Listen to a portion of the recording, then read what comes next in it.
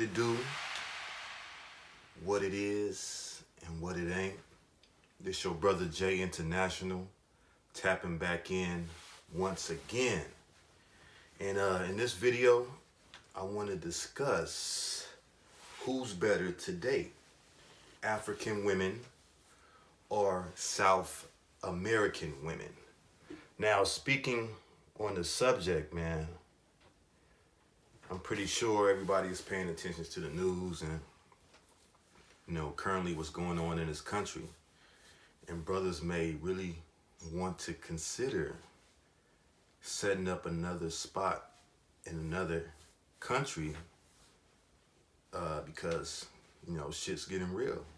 And by having another spot, if shit hits the fan, you'll have a way to get you and yourself and your family out of the way, out of harm's way until, shit gets better or shit cools down, or if it doesn't cool down, then, you'll be out of the way.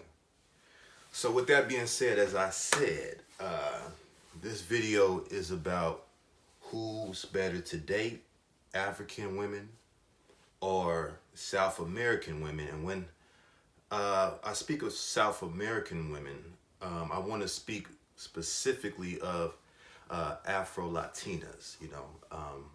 I'm a black man who prefers to date black women, no matter where they come from. They can come from Europe, they can come from the continent. My preference is black women.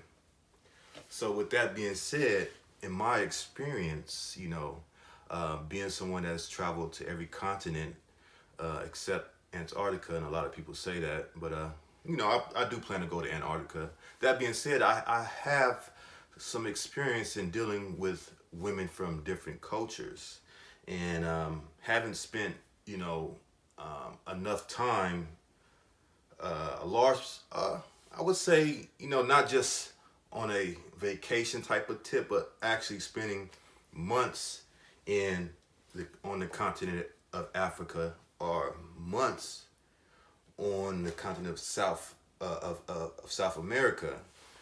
I was able to interact and deal and actually build relationships with women from these places, and also with women from these places in the U.S. But I want to specifically touch on dealing with these women in these areas.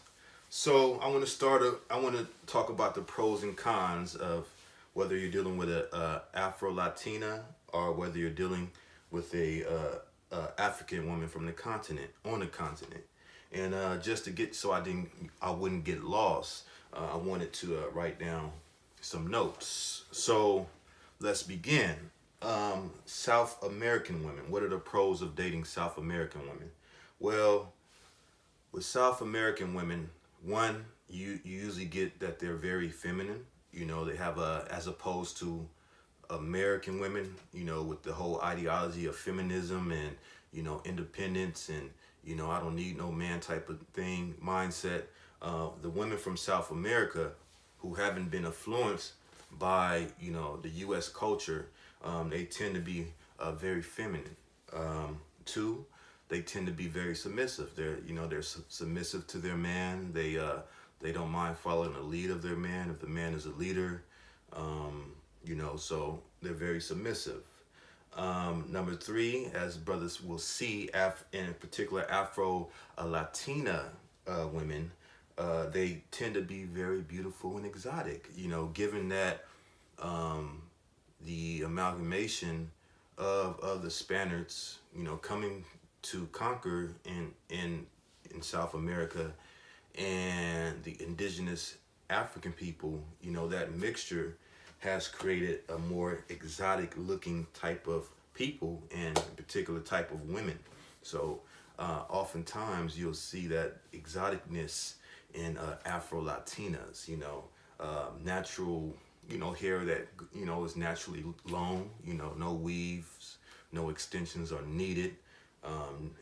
Oftentimes they're not as coarse, but usually, could be more curly, but you do have the coarse looking African Latina out there who family line maybe has not been mixed with the Spaniard European bloodline. So you'll have that. Um, Number four, the pros and cons. They tend to be fit. Um, their diet is not as pumped up as in the U.S. with all the hormones and the steroids and things like that are put, because of mass production needed to be, made in the U.S. And the need to produce mass amounts of livestock, they have employed various technologies to speed up the growth process, like steroids and hormones. In South America, you really don't get that as much. So, the diet is, a little bit better there. In addition to that, they don't have, often access to all these, 24-hour food thing sources and like that. Like we have McDonald's and Burger King. They have that out there, but it's not as in abundance as it is in the U.S. and it's constant access to it as it is in the U.S.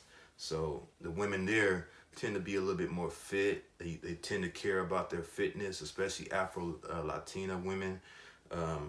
As we see in America, in particular with black women, it's an epidemic, in obesity. About 80%, 90%. I don't know the numbers exact. Don't quote me on it, but it is a obesity epidemic with black women in America, and it's accepted by black men. You got people like Lizzo, and you can see like they feel comfortable being big and fat in America because black men of today have lowered our standards.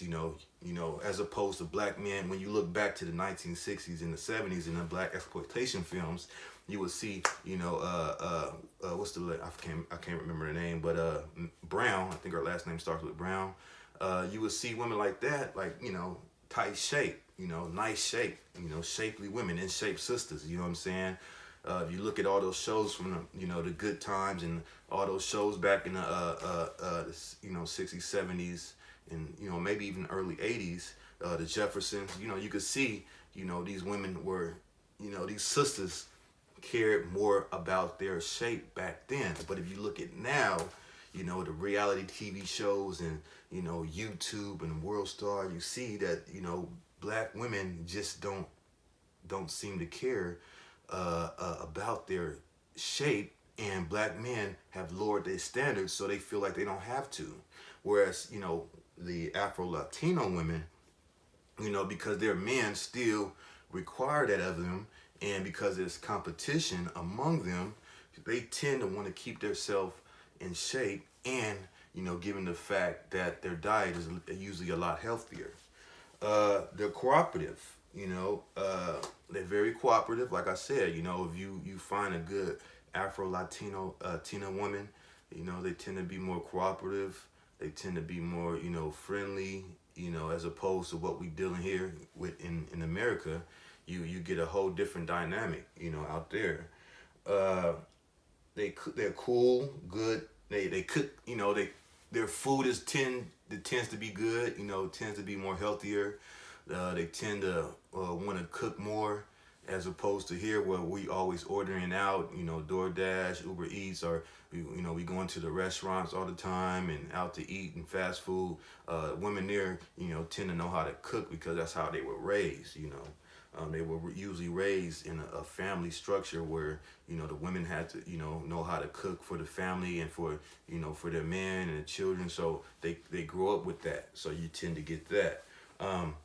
Pro-blackness, especially in Brazil. If you know the history of black people in Brazil, and everything that went, as far as that, you can meet, in particular in Brazil, maybe in Colombia and other parts of South America, but in particularly in Brazil, you can meet sisters, Afro-Brazilian sisters that are pro-black, that are with the movement, you know what I'm saying? So that's a plus. If you want to woke, Afro-Latino chick, that's a plus to you, you know what I'm saying? In my experience, I've come across those types, So that would be number 8.